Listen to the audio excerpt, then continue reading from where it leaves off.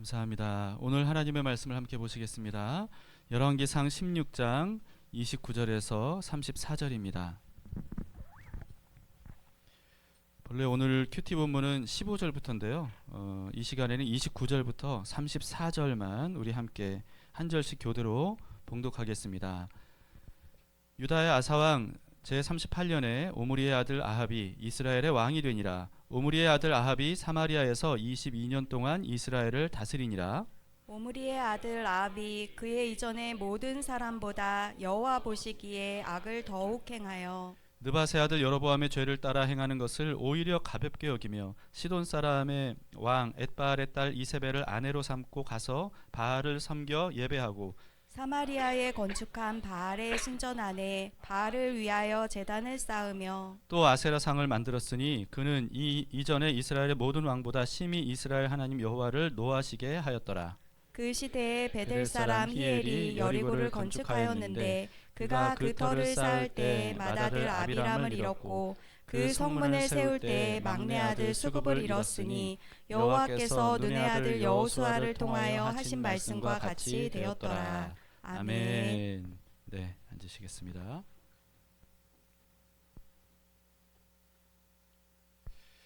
자, 오늘 원래 본문은 15절부터라고 말씀드렸는데요. 15절부터 오늘 본문 내용을 보면 북이스라엘의 5대, 6대, 7대 왕이 등장을 합니다. 5대 왕이 누구냐 하면 시므리라고 하는 사람인데 네. 어쩌죠? 이미 시작해서 네, 조금 있다가 끝나고 하도록 하겠습니다. 시므리라고 하는 사람인데요. 이전 왕인 그 4대 왕인 엘라를 죽이고 반역을 일으켜서 그래서 왕좌에 오른 사람이 이 시므리라고 하는 사람입니다. 이 시므리는 그렇게 해서 왕좌에 오른 다음에 이 자신의 왕권을 이제 그 위협이 될 만한 그런 이전 집안 왕가 집안 사람들을 모조리 다 숙청을 해버립니다. 이 자신의 왕권을 지키기 위해서이죠. 그런데 이렇게 왕권을 지키기 위해서 숙청까지 다 했는데 이 시므리가 왕위에 앉아 있었던 그 기간이 얼마였냐면 단 7일이었어요. 네. 어떻게 7일 만에 다시 왕좌를 뺏기게 됐냐면요. 시므리가 이 엘라 왕을 죽이고 왕좌에 오를 그때 군대 장관인 오므리라고 하는 사람, 이 시므리 오므리 이게 좀 비슷한데 한 집안 사람이 아닙니다. 오므리라고 하는 군대 장관이 블레셋과 대치 중에 있었어요. 전쟁터에 있었던 거죠. 그런데 이 시므리의 이 반역의 그 소식이 전쟁터에 있는 오므리 장군에게 전해진 겁니다. 그러니까 이게 얼마나 난리가 났겠어요. 근데 즉각적으로 군사들이 이 오므리를 장군을 왕으로 세웁니다. 그리고 이 오므리가 군사들을 이끌고 왕궁으로 쳐들어가는 거예요. 그렇게 해서 이 시므리가 앉아 있는 있는 왕궁을 완전히 포위를 하게 됩니다. 그래서 절망 가운데 있었던 이 시므리가 이제 가망 없다는 상황을 판단하고 스스로 왕궁을 다 불태워요. 그리고 거기에 함께 죽게 되죠. 이게 시므리가 반역으로 왕이 된 지 단 7일 만이었습니다. 그 7일 동안 숙청도 다 했는데 근데 7일 만에 이렇게 처참하게 죽고 만 거예요. 차라리 반역을 하지 않았으면 좀 더 오래 살았을 텐데. 이 북이스라엘 전체 역대 왕은 몇 명이냐 하면 19명입니다. 그런데 이 19명의 왕들 중에서 이런 식으로 반역에 의해서 왕조가 9번이나 바뀌어요. 오므리 왕조는 벌써 6대 왕인데 벌써 4번째 왕조입니다. 그러니까 계속해서 이 쿠데타가 일어났던 거죠. 오므리가 왕이 됐지만요, 북이스라엘 백성들의 절반은 오므리를 따르지 않습니다. 디분이라고 하는 사람을 따로 왕으로 세워서 이렇게 북이스라엘이 또다시 둘로 나누어져서 이렇게 나라를 다스리게 됐어요. 그런데 오므리의 백성들이 훨씬 더 강했기 때문에 결국은 디분이는 죽고 오므리가 왕이 된 지 6년 만에 북이스라엘 전체의 왕이 됩니다. 시므리가 이전에 7일 천하였던 시므리가 왕궁을 다 불태우고 죽었잖아요. 그래서 그런지 이 오므리는요, 세멜이라고 하는 사람에게서 산 하나를 사요. 그리고 그 산에 이 성읍을 건설을 합니다. 그리고 그 성읍을 도읍지로 정하고 그 성읍 이름을 정하는데 그 성읍 이름을 원래 그 산 주인이었던 세멜의 이름을 따서 사마리아 이렇게 정합니다. 사마리아 많이 들으셨죠? 네, 이 사마리아 성이 이제 북이스라엘이 아시리아에 의해서 완전히 멸망될 때까지 북이스라엘의 수도였고요. 그리고 이후에도 계속 사마리아 지명이 나오고 신약 성경에서도 사마리아 지명이 참 많이 나오게 됩니다. 그 정도로 사실 오므리 왕조는 북이스라엘 전체에 굉장히 큰 영향을 끼친 왕조예요. 자, 오므리가 북이스라엘의 6대 왕이 되기까지 벌써 왕조가 4번 바뀌었다고 말씀을 드렸죠. 그런데 이렇게 왕이 바뀌고 또 왕조가 바뀌었는데도 불구하고 바뀌지 않은 게 하나가 있어요. 다 바뀌어도 이것만큼은 안 바뀌었어요. 그게 뭐냐 하면 시므리 오므리도 마찬가지였는데요. 16장 19절에 보시면 이렇게 기록이 되어 있습니다. 이는 그가 여호와 보시기에 악을 행하여 범죄하였기 때문이니라. 이게 시므리에 대한 내용이에요. 그가 여로보암의 길로 행하며 그가 이스라엘에게 죄를 범하게 한 그 죄 중에 행하였더라. 그 다음 25절 26절에 보시면 이번엔 오므리에 대한 내용입니다. 오므리가 여호와 보시기에 악을 행하되 그 전에 모든 사람보다 더욱 악하게 행하여 느밧의 아들 여로보암의 모든 길로 행하며 그가 이스라엘에게 죄를 범하게 한 그 죄 중에 행하여 그들의 헛된 것들로 이스라엘의 하나님 여호와를 노하시게 하였더라. 자, 시므리도 반역으로 그리고 오므리도 그런 시므리를 끌어내고 왕으로 이렇게 오르게 되었는데 그런데 똑같은 내용이 있죠. 그게 뭐냐 하면 여로보암의 길로 행했다는 거예요. 여로보암의 길을 따랐다는 거예요. 시므리와 오므리뿐이 아니었습니다. 이전 왕들과 이후의 왕들도 마찬가지였어요. 자, 그런데 여로보암의 길로 행했다. 이게 도대체 무슨 뜻일까 하는 거죠. 일단 먼저 여로보암이 누군지를 알아야 되지 않겠습니까? 여로보암은 솔로몬 이후에 이스라엘이 남북으로 갈라졌을 때 북이스라엘을 통치하게 된 첫 번째 왕이었어요. 이 여로보암은 원래는요 솔로몬의 총애를 받았던 신하였습니다. 그런데 이런 신하로 있을 때 그때 아히야라고 하는 선지자를 만나게 돼요. 근데 이 아히야 선지자가 여로보암에게 놀라운 그 예언을 합니다. 그게 뭐냐 하면 이스라엘의 12지파 중에 10지파를 하나님께서 여로보암에게 주시겠다는 거예요. 그래서 10지파를 다스리는 왕이 될 것이라고 말씀하신 거예요. 그러면서 하나님께서 아히야를 통해서 여로보암에게 이렇게 그때 말씀하셨습니다. 열왕기상 11장 38절인데요. 네가 만일 내가 명령한 모든 일에 순종하고 내 길로 행하며 내 눈에 합당한 일을 하며 내 종 다윗이 행함같이 내 율례와 명령을 지키면 내가 너와 함께 있어 내가 다윗을 위하여 세운 것 같이 너희를 위하여 견고한 집을 세우고 이스라엘을 내게 주리라. 하나님께서 여로보암에게 이렇게 말씀하신 겁니다. 여러분 아시다시피 솔로몬이 하나님을 정말 잘 섬기다가 말년에 여러 우상들을 섬기는 이방 여인들과 결혼을 하면서 변질되잖아요. 그래서 하나님을 배반하고 참 말도 안 되는 우상들을 직접 섬기는 그런 일까지 하게 됩니다. 다시 말해서 다윗과는 다른 행보를 보인 게 바로 솔로몬의 말년이었단 말이죠. 그러다 보니까 하나님께서 그런 솔로몬에게 이제 징계에 대한 말씀을 하셨고 그 징계가 이제 북이스라엘 남유다로 갈라지는 거 아니겠습니까? 이렇게 솔로몬이 다윗과는 다른 행보를 보이니까 하나님께서 거기에 대한 징벌로 이 아히야를 통해서 여로보암을 세우신 거예요. 10지파의 왕으로. 그러니까 이제 솔로몬이 다윗과는 다른 길을 갔기 때문에 여로보암 너는 다윗과 같은 길을 가라. 이렇게 말씀하신 거죠. 너가 다윗처럼 하나님의 말씀대로 행하면 그러면 다윗에게 하나님께서 은혜를 베푸시고 그 삶을 견고하게 하셨던 것처럼 여로보암 너에게 그 은혜를 베풀어 줄 것이다. 하나님께서 이렇게 약속을 하셨던 겁니다. 그렇게 해서 예언대로 여로보암은요 후에 10지파의 왕이 됩니다. 그런데 이 왕이 된 여로보암이 어떻게 했죠? 다윗처럼 했나요? 아니에요. 완전히 다른 행보를 또 보이게 됩니다. 정반대의 길을 가게 되죠. 그게 바로 여로보암이 간 길, 여로보암의 길이라고 하는 거예요. 여로보암의 길을 요약하면 이렇습니다. 첫 번째 여로보암이 한 게 뭐였냐면요. 이제 북이스라엘 최북단인 단에 금송아지를 세웠어요. 그리고 북이스라엘 남단인 베델에 또 금송아지 하나를 세웠습니다. 그러니까 이스라엘 최북단 남단에 이렇게 금송아지를 하나씩 세우면서 백성들에게 뭐라고 말했냐면 이 금송아지가 바로 이스라엘을 이집트에서 구원해낸 신이다. 이렇게 말합니다. 자, 여러분 어떤 사건이 떠오르시죠? 출애굽했을 때 시내산 아래에서 아론이 백성들에게 한 얘기잖아요. 금송아지 만들어 놓고 이게 바로 이집트에서 우리를 구원해낸 신이다. 함께 광란의 이 제사를 벌이지 않습니까? 그걸 재현한 거예요. 왜 여로보암이 이렇게 했냐 하면요. 백성들이 제사를 드리려면 원래 어디로 가야 돼요? 예루살렘, 성전이 있는 예루살렘. 다시 말해서 북이스라엘은 없어요. 남유다 예루살렘으로 내려가서 성전에서 하나님께 제사를 드려야 돼요. 이렇게 해서 북이스라엘의 백성들이 계속해서 예루살렘 남유다로 내려가다 보면 그러면 마음이 이게 변화가 일어날 것이고 그래서 나를 배반하고 이들이 남유다 르호보암 왕을 섬기겠구나. 이런 생각을 하게 된 거죠. 그래서 그렇게 하지 않으려고 예루살렘까지 내려갈 필요 없다. 베델과 단 2군데 이렇게 제사를 드릴 수 있도록 만들어 놨으니까 그 신을 숭배하면 된다. 그러면 우리는 복 받을 수 있다. 이렇게 가르친 거예요. 그리고 두 번째는 뭐냐면요.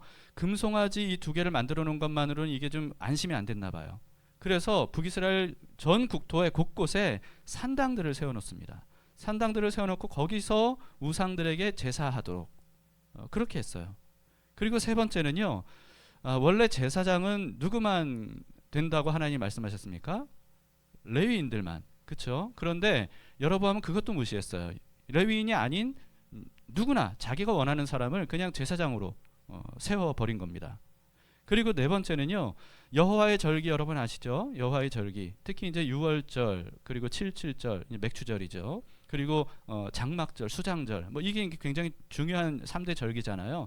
근데 그런 절기처럼 여로보암이 자기 맘대로 종교적인 절기들을 정해놓은 거예요. 그리고는 그때 제사를 하면서 축제를 벌인 거죠. 그리고 5번째는 뭐냐 하면 여로보암이 제사장이 아니잖아요. 그런데 자기가 직접 제사장인 것처럼 분향을 했어요. 자, 이렇게 5가지 제가 정리해드린 이것이 바로 여로보암이 자신의 왕권을 지키기 위해서 행한 방법입니다. 종교적인 방법. 자, 왜 이렇게 했다고요? 자기의 왕위를 지키기 위해서. 자, 여러분 이 한 사람 여로보암으로 인해서요. 북이스라엘의 온 백성들이 우상을 숭배하게 됩니다. 그러니까 이 한 사람의 거짓 선지자, 한 사람의 거짓 목사, 여러분 이런 사람 때문에 얼마나 무지한 많은 사람들이 잘못된 길로 가는지 몰라요. 그러니까 성경에 이 오늘 본뿐만 아니고요. 성경에 이런 일들이 얼마나 많은지 모릅니다. 신약 시대에도 그래서 거짓 선지자, 거짓 교사에 대해서 굉장히 많이 경고하잖아요. 깨어 있어야 된다. 분별할 수 있어야 된다. 라고 하는 거죠. 참 안타까운 것은 이와 같은 한 사람을 사람들이 무작정 따라가는 거예요. 북이스라엘 백성들이 그런 여로보암을 그냥 무작정 따라갑니다. 금송아지 섬기라고 하니까 섬기는 거예요. 산당 숭배하라고 하니까 하는 거예요. 그렇게 하면 복 받을 것이라고 생각해요. 그리고 여로보암도 자신의 왕위를 그렇게 하면 지킬 것이라고 생각해요.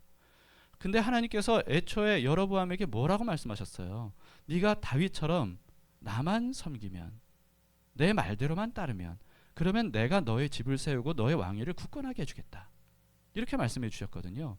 그런데 그런 하나님의 이 약속을 여로보암은 전혀 믿지 못했던 겁니다. 믿지 않았던 거예요. 그래서 스스로 자기의 왕권을 세우기 위해서 이렇게 하나님이 말씀하신 것과는 완전히 반대의 길을 가게 되죠. 그 결과 어떻게 됐을까요?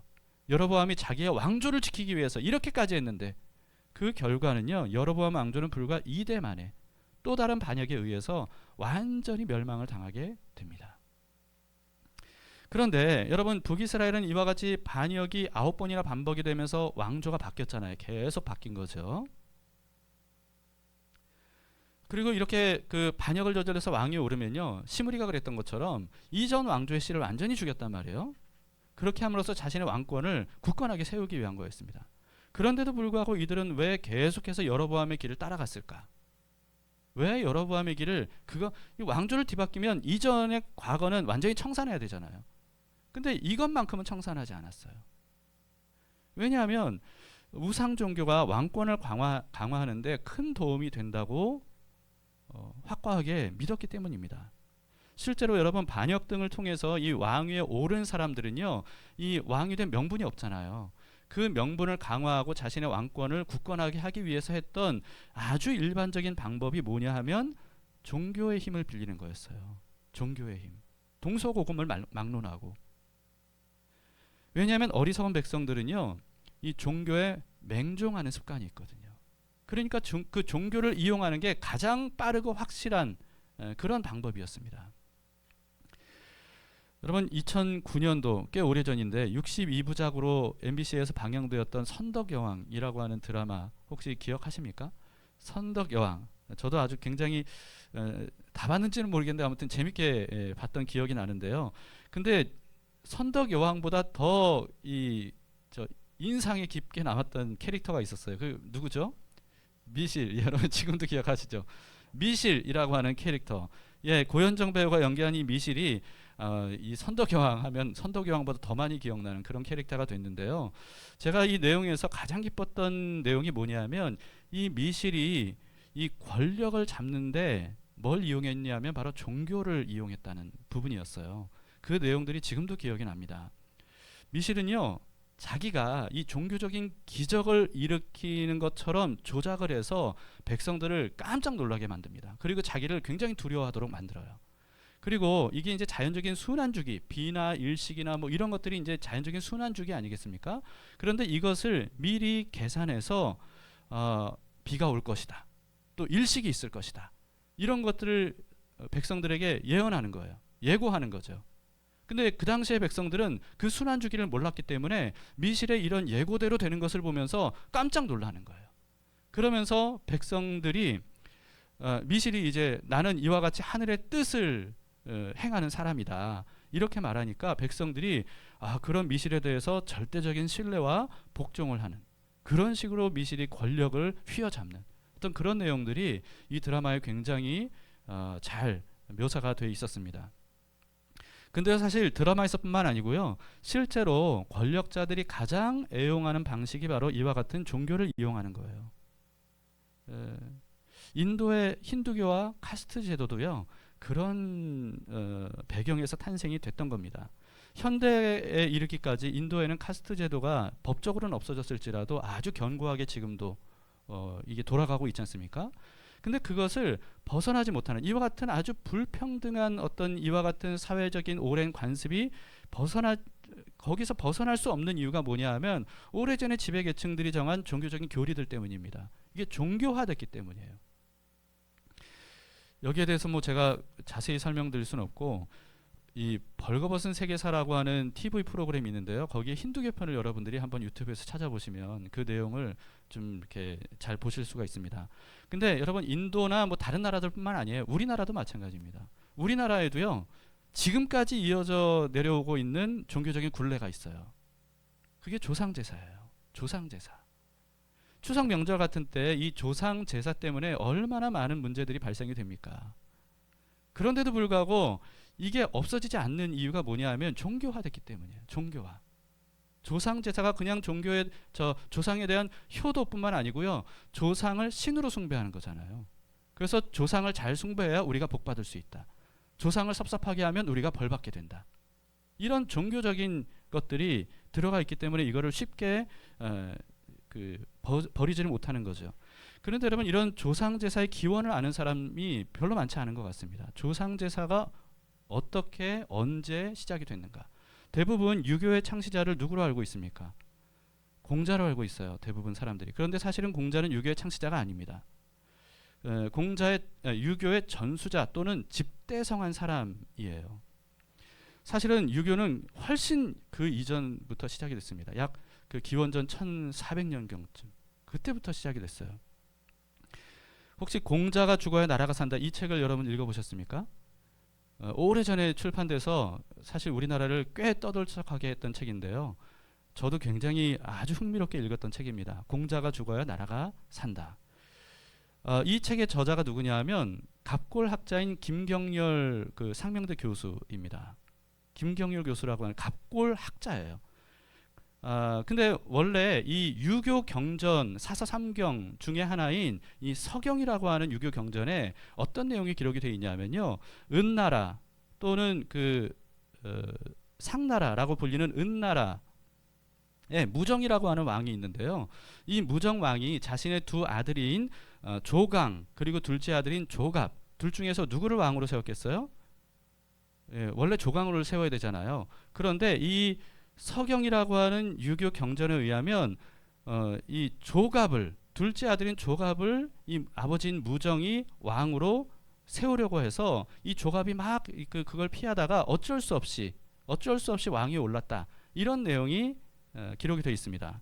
그런데 1899년에 약 3,500년 이상 땅 속에 파묻혀 있었던 고대 문서가 발굴이 된 거예요. 그게 뭐냐 하면 갑골 문서입니다. 갑골 문서. 그런데 이 책의 저자가 누구라고요? 김경열 갑골 학자예요. 그러니까 갑골 학자의 전문가죠. 이 갑골 문서를 얼마나 이 깊이 있게 연구를 했겠어요. 그런데 거기서 이 서경에 기록된 것과는 완전히 다른 기록을 발견하게 된 겁니다. 서경보다 훨씬 이전에 기록이 된 갑골 문서에. 자, 은나라의 이 둘째 아들인 조갑이 왕이 이미 된 조강 형을 죽인 거예요. 그리고 그 자리를 자신이 찬탈한 거죠. 이런 내용의 갑골 문서에 기록이 된 것을 통해서 이 유교의 경전이 유교의 경전이 이렇게 승자에 의해 조작되었다는 사실이 밝혀지게 된 겁니다. 자, 그런데 그와 같이 조작된 왜곡된 역사가 유교라는 이름으로 지금까지 전승이 되어 왔던 거예요. 여러분, 쿠데타로 왕이 된 조갑이 명분이 없잖아요. 자신이 왕이 된. 그래서 자신의 왕권을 강화하기 위해 산 일이 뭐냐면 그때까지 있었던 모든 종교 제례들을 하나로 통합한 겁니다. 그 하나로 통합한 게 바로 조상제사예요. 자신의 직계 조상 3, 4대까지의 조상 족보를 정리해서 그 조상들에게 신격화하고요. 그리고 자신의 그런 조상들을 숭배함으로써 자신은 그와 같은 조상의 뒤를 잇는 왕이다 라고 하는 것을 이용한 거죠. 이게 바로 유교의 출발입니다. 이렇게 자신의 왕권을 강화하기 위해서 조상신, 자신의 왕의 조상신이에요. 다른 백성들이 아니고요. 자신의 왕의 조상들을 숭배하게 했는데 근데 사실은 그런 왕권이 오래가지 못했습니다. 주나라에 의해서 은나라가 완전히 멸망을 당해요. 그렇게 해서 은나라를 정복한 주나라가 이제 과거를 다 청산할 거 아니겠어요? 은나라의 과거를 다. 그런데 한 가지는 청산하지 않았어요. 은나라의 제례 전문가들, 그러니까 제사장들이죠. 조상 제사를 하는 전문가들. 이 사람들은 살려뒀을 뿐만 아니고 이들을 등용해서 주나라의 조상 족보를 왕의 조상 족보를 정리하게 했고요. 그래서 주나라의 조상들을 또 신격화해서 그들을 섬기도록 전문가들을 그렇게 활용을 했어요. 이것도 왕권 강화를 위한 거였죠. 이거를 아주 오랜 훗날 이제 유교 교리로 정교하게 정리한 사람이 바로 공자입니다. 거기에 여러 가지 윤리 도덕 교리들을 같이 넣음으로 인해서 많은 사람들이 그것을 좋은 것이라고 받아들이도록 그렇게 한 거예요. 이게 우리나라에는요, 고려왕 충렬왕 때 우리나라에 유입이 됐고 조선 태조가 정권을 장악했잖아요. 그리고 조선을 세우면서 자신의 왕권, 이 사실은 어떻게 보면 쿠데타에 의한 것이기 때문에 이 명분이 없었던 자신의 왕권을 강화하기 위해서 무학대사의 아이디어를 따라서 조상제사가 시작이 됐습니다. 우리나라 조상제사도 마찬가지로 그래서 원래는 왕의 조상 4대까지 위의 조상을 숭배하는 이게 기원이었어요. 우리나라에도. 그런데 그게 이제 왕권을 강화하고 왕 그 가문을 빛나게 하니까 그걸 부러워했던 귀족들도 자신의 조상들을 숭배하기 시작했고 양반들도 그걸 따르게 됐고 결국은 평민들까지 나중에는 이제 천민들까지 이렇게 조상들을 효라고 하는 이름으로 숭배하는 이와 같은 일들이 우리나라에 전례가 되게 된 겁니다. 중국에서는요, 오래전에 이미 조상제사가 사라져 버렸거든요. 그런데 조상제사가 이 유교의 조상제사가 유독 우리나라에서만 지금까지도 이어져 내려오고 있었던 거예요. 자, 여러분, 오래전에 조갑이라고 하는 쿠데타로 왕권을 장악한 사람이 왕권 강화를 위해서 조상신을 숭배하게 했던 이와 같은 것이 오늘날 우리나라에 이르기까지 얼마나 많은 악영향을 끼쳤습니까? 그런데 아직도 벗어나지 못하고 있는 거죠. 이런 게 바로 여로보암의 길이에요. 나라가 바뀌고 정권이 바뀌고 왕조가 바뀌고 심지어 민족이 바뀌어도 그래도 끊이지 않고 이어져 내려온 이것이 바로 여로보암의 길이다 라고 하는 겁니다. 유교만이 아닙니다. 다른 종교들도 마찬가지고요. 기독교도 사실은 마찬가지였어요. 중세와 현대에도요, 이와 같은 종교는요, 권력자들에 의해서 활용이 됐습니다. 중세의 종교 권력자들이 얼마나 이 기독교라고 하는 종교를 그렇게 이용했는지 우리는 역사를 통해서 잘 알죠. 오늘날도 마찬가지입니다. 선거철만 되면 정치인들이 가장 많이 찾아다니는 데가 어디입니까? 교회예요, 교회. 특히 대형 교회. 이런 데 가면 목사들이 인사시켜요. 이분 오셨다고, 아주 귀한 분이 오셨다고 인사시켜요. 거기서 그렇게 얼굴 도장 찍는 거예요. 손쉽게 집단적으로 민심을 얻을 수 있기 때문입니다. 다른 종교들도 마찬가지긴 하지만 부끄럽게도요, 이와 같이 권력자들에게 가장 잘 이용당하는 집단이 기독교예요. 교회예요. 이걸 부인할 수가 없습니다. 근데 그게 바로 여로보암의 길이라는 것을 몰라요. 이게 바로 여로보암의 길이에요. 권력을 위해서 종교를 이용하는 여로보암의 길. 여러분, 기독교가 종교화되면 나타나는 현상 중에 하나가 뭐냐 하면 정치와 결탁되는 거예요. 그래서 종교가 세속화되고 종교화되고 우상화되고 하나님도 우상시하는 이와 같은 일들이 일어나는 그 형태 중에 하나가 뭐냐 하면 정치와의 결탁입니다. 여러분, 교회가 더 이상 정치에 이용당하는 교회가 되어서는 안 돼요. 이 여로보암의 길을 따라서는 안 됩니다. 오므리 왕이 죽은 후에 그 아들이 왕위를 이어받았는데 그 아들, 오므리 왕의 뒤를 이은 아들이 누구냐면 북이스라엘의 역대 왕들 중에 가장 악한 왕 아합입니다. 아합은 22년간 북이스라엘을 다스렸는데요. 오늘 본문에는 여기에 대해서 이렇게 기록이 되어 있어요. 30절부터 33절 보시면 오므리의 아들 아합이 그의 이전의 모든 사람보다 여호와 보시기에 악을 더욱 행하여 느밧의 아들 여로보암의 죄를 따라 행하는 것을 오히려 가볍게 여기며 시돈 사람의 왕 엣바알의 딸 이세벨을 아내로 삼고 가서 바알을 섬겨 예배하고 사마리아에 건축한 바알의 신전 안에 바알을 위하여 제단을 쌓으며 또 아세라 상을 만들었으니 그는 그 이전에 이스라엘의 모든 왕보다 심히 이스라엘 하나님 여호와를 노하시게 하였더라. 자, 여러분, 아합은요, 아합의 길을 따르는 정도가 아니고요. 아합이 여로보암의 길을 따르는 정도가 아니고요. 여로보암보다 더 악했다. 이렇게 기록을 하고 있습니다. 여러분, 이스라엘 아합이 다스리는 10지파는 어떤 민족이에요?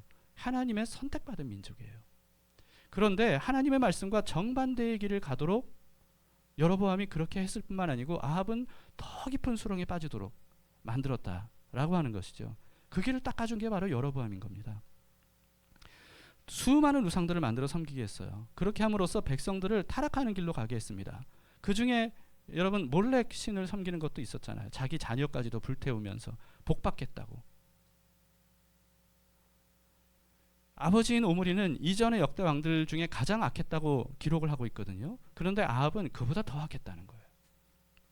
그래서 이제 오늘 본문 마지막 절에 이런 내용이 기록이 되어 있습니다. 34절에 그 시대에 베델 사람 히엘이 여리고를 건축하였는데 그가 그 터를 쌓을 때 맏아들 아비람을 잃었고 그 성문을 세울 때 막내 아들 수급을 잃었으니 여호와께서 눈의 아들 여호수아를 통하여 하신 말씀과 같이 되었더라. 여러분, 이 여리고를 건축할 때 왜 히엘이라고 하는 사람이 맏아들을 잃고 완성됐을 때 막내 아들을 잃었냐 하면 하나님께서 여호수아를 통해서 말씀하신 게 있거든요. 여호수아 6장 26절인데요. 여호수아가 그때 맹세하게 하여 이르되 누구든지 일어나서 그 여리고성을 건축하는 자는 여호와 앞에서 저주를 받을 것이라. 그 기초를 쌓을 때 맏아들을 잃을 것이고 그 문을 세울 때 그의 막내 아들을 잃으리라. 예. 그러니까 여리고성을 절대로 재건축해서는 안 된다는 거예요. 그런데 아합 시대에 히엘이 그걸 재건축한 거예요. 이게 우연이 아닌 겁니다. 그 정도로 하나님의 말씀을 완전히 무시하는 시대였다는 거예요. 그런데 그렇게 무시했지만 그 결과는 뭐예요? 여호수아를 통해서 하나님께서 말씀하신 대로 두 아들을 잃었어요. 이게 맏아들과 막내 아들만 잃은 건지 아니면 맏아들로부터 시작해서 모든 아들들을 여리고를 건축하면서 다 잃은 것인지 그건 잘 모르겠습니다. 어쨌든 이렇게 아들들을 잃었다는 거예요. 다시 말해서 오랜 시간이 지나도 하나님이 한번 말씀하신 것은 반드시 이루어진다 라고 하는 것이 증명된 사건이죠. 그런데 이렇게 하나님께서 하나님의 말씀은 반드시 증명된다는 것을 이 사건을 통해서 완전히 보여주셨는데도 불구하고 알려주셨는데도 불구하고 아합은 요지부동이었습니다. 회개할 생각이 없었어요. 점점 더 자기 아내 이세벨과 더불어서 더 깊은 우상숭배, 더 악한 길로 가게 됐던 겁니다. 그 결과 아합과 이세벨은요 나중에 비참한 최후를 맞이하고요. 그 후에 계속해서 그 길을 따라갔던 북이스라엘은 아시리아에 의해서 완전히 멸망을 당하게 됐습니다. 여러분, 우리는 절대 여로보암의 길로 가서는 안 됩니다. 무슨 뜻입니까? 자신의 유익을 위해서 종교를 이용해서는 안 된다는 거예요. 내 목적을 이루기 위해서 하나님을 이용하려고 하지 마세요. 그 여로보암의 길을 가는 겁니다. 내 삶의 성공을 위해서 우상을 숭배하는 것, 하나님도 부르고 우상도 부르는 이와 같은 길을 걸어가서는 안 됩니다. 그것은 복받는 길이 아니라 오히려 멸망의 길이에요. 자신의 행복을 위해서 하나님의 말씀을 무시해서는 안 됩니다. 말씀이 이렇게 얘기했지만 난 그렇게 못 살 것 같아. 나는 행복하려면 이렇게 해야 될 것 같아. 여러분, 그것은 행복한 길이 아니고 불행에 빠지는 길이에요. 하나님의 우리를 향한 모든 말씀은 우리의 삶을 복되게 하기 위함이고 그 보장된 삶을 누리게 하시려는 하나님의 은혜입니다.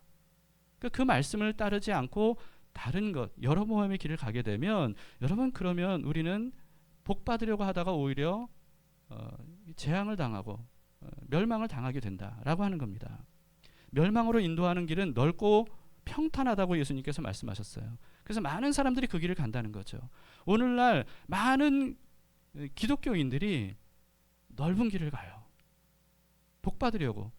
하나님을 믿는다, 말씀 믿는다 하면서 예수님이 가신 길이 아니라 넓은 길을 따라가요. 여러분, 그 길을 우리가 많은 기독교인들, 저 사람도 저 교회도 저렇게 가니까 우리도 그렇게 해서는 안 돼요. 우리는 분별해야 됩니다. 교회들이 그렇게 한다고 해서 그 교회들이 정말 여로보암의 길을 가는 것인가, 아니면 하나님 말씀의 길을 따라가는 것인가, 이것을 분별하면서 누가 뭐래도 우리는 주님의 말씀을 분별하고 그 길을 따라가는 것이 우리에게 필요합니다. 우리가 가야 할 길은 다윗의 길이에요. 다윗은 남들이 가지 않는 길을 갔습니다. 다른 왕들처럼 군사력을 의지하지 않았어요. 하나님 말씀대로 병거도 불태우고 말 뒷발굽도 다 끊어 버릴 정도로 철저히 하나님을 의지했습니다. 우리가 가야 될 길이에요. 그리고 다윗은 다른 왕들처럼 자신이 죄를 범한 것에 대해 은폐하려고 그 죄를 알고 있는 선지자를 박해하거나 죽이거나 이렇게 하지 않았어요. 오히려 그 선지자 앞에서 무릎을 꿇고 정말 눈물로 회개하면서 하나님의 용서를 구했습니다. 그래서 하나님께서 그와 같은 다윗을 다시 일으켜 세워주시고 다윗의 평생에 함께 하셨죠. 우리가 선택해야 될 길은 바로 그런 길이라는 거예요. 또 다윗은요, 다른 왕들처럼 자신의 권력을 위해서 종교를 이용하지 않았습니다. 오히려 백성들 앞에서 왕인 자신 위에 더 높은 분이 계시고 그분께 나는 순종한다, 순복한다. 모든 백성들은 내가 아니라 왕 되신 만왕의 왕이신 하나님께 순복해야 된다 라고 하는 사실을 선포하면서 스스로 하나님의 말씀에 순종했습니다. 하나님은 그런 다윗을 사랑하셨고요. 그리고 어딜 가든지 이기게 하셨고, 그리고 다윗의 기도에 하나님은 응답해 주셨고, 그리고 다윗에게 정말 크고 비밀한 그런 하나님의 일들을 알려주셨습니다. 우리가 어느 길을 가야 되겠습니까? 여로보암의 길입니까? 아니면 솔로몬도 르호보암도 여로보암도 배신한 그 여로보암의 길을 가겠습니까? 그거를 선택해야 된다는 거죠. 다윗의 길은요, 알고 보면 예수 그리스도의 길입니다. 예수님은 말씀하셨어요. 내가 하나님 아버지께로 가는 유일한 길이다. 이렇게 말씀하셨어요. 다윗은 장차 오실 다윗의 자손이자 오히려 다윗의 뿌리이신 그리스도 예수의 길을 통해서 하나님과 함께 할 수 있었던 겁니다. 하나님의 약속을 믿었기 때문이에요. 구약 시대에는요, 오실 그리스도를 통해서 하나님을 만날 수 있었어요. 신약 시대 이후는요, 오신 그리스도를 통해서 하나님을 만날 수가 있는 겁니다. 그리스도의 길은 하나님께서 말씀하신 대로, 예수님께서 말씀하신 대로 좁고 험해요. 그래서 많은 사람들이 가려고 하지 않습니다. 그러나 적은 사람들이 간다고 해서 그 길을 무시하거나 외면해서는 안 됩니다. 생명의 길인지 정말 하나님이 인도하시는 길인지 그것을 우리는 분명히 분별하고 확인해보고, 그렇다면 고난이 오더라도, 그렇다면 힘들더라도, 그렇다면 좁고 험하더라도 그 길을 가야 되겠다. 이와 같은 믿음의 결단을 우리가 해야 되는 겁니다. 사람들이 훨씬 편하고 빠른 지름길이 있다 이렇게 알려주더라도 절대로 마음이 흔들려서는 안 됩니다. 구원의 길에는 빠르고 편한 지름길이 없다는 사실을 여러분들이 아셔야 돼요. 빠르고 편한 지름길은 없습니다. 자기를 부인하고 자기 십자가를 져야 되는 길만 있을 뿐이에요. 그래서 출애굽한 이스라엘 백성들이 반드시 약속의 땅에 들어가기 위해서는 광야를 통과해야 됐던 겁니다. 광야를 통과하지 않으면 약속의 땅에 들어갈 수 없었던 거예요. 이게 바로 구원의 길입니다. 그 길만이 선한 목자이신 예수님께서 인도하시는 생명의 길입니다. 사망의 음침한 골짜기처럼 보여도 예수님께서 앞서가신 그 길을 양처럼 따라가기만 하면, 그러면 결국은 주님께서 약속하신 그곳에 안전하게 이르게 된다. 이 믿음이 우리에게 있기를 바랍니다. 여러분, 요즘 세상 돌아가는 걸 보세요. 마지막 때가 가까웠다는 것이 피부로 느껴지지 않습니까? 우리는 정말 마지막 시대를 살고 있는 것 같아요. 예수님께서 마지막 때에 있을 일들에 대해서 말씀하신 것들이 우리 정말 눈앞에 펼쳐지고 있습니다. 그렇기 때문에 이제는 더 이상 하나님과 함께하는 삶, 예수 그리스도를 통해 하나님께 나아가는 그것을 미뤄서는 안 됩니다. 이것을 최우선으로 여겨야 돼요. 하나님과 상관없는 삶을 살았다면 이제는 하나님과 상관 있는 삶을 살기 시작해야 됩니다. 예수님을 통해 하나님을 바라봐야 돼요. 하나님의 이름을 불러야 됩니다. 하나님을 어느 때보다 더 가까이 다가가야 돼요. 하나님께서 또 우리를 부르실 때 우리가 그 부르심에 응답해야 됩니다. 제가 여기 있습니다. 주님의 부르심에 응답해서 주님 앞으로 달려나가야 됩니다. 그리고 주님께서 우리를 위해서 하시는 모든 말씀들, 그것이 우리에게 가장 좋은 길이라는 것을 알고 그 말씀을 따라 다윗처럼 가야 되는 거죠. 이게 바로 보장된 삶이에요. 하나님께서 보장하신 삶, 말씀을 반드시 다 이루시는 신실하신 하나님께서 우리에게 보장하신 삶. 사람마다 저마다 자신이 행복하기 위해서 이게 필요하고 저게 있어야 되고 그렇게 생각합니다. 그게 바로 자기 소견에 옳은 대로 사는 길이에요. 그 길은 오래 가지 못합니다. 성경 역사뿐만 아니고 세계사, 아니요 우리나라 역사도 그것을 우리에게 알려주고 있습니다. 더 이상 그와 같은 길을, 여로보암의 길을 따라가지 말고 하나님께서 예수 그리스도를 통해 열어놓으신 그 길을 다윗처럼 끝까지 따라가는 우리 모두가 될 수 있기를 바랍니다. 아멘. 일어서시겠습니다.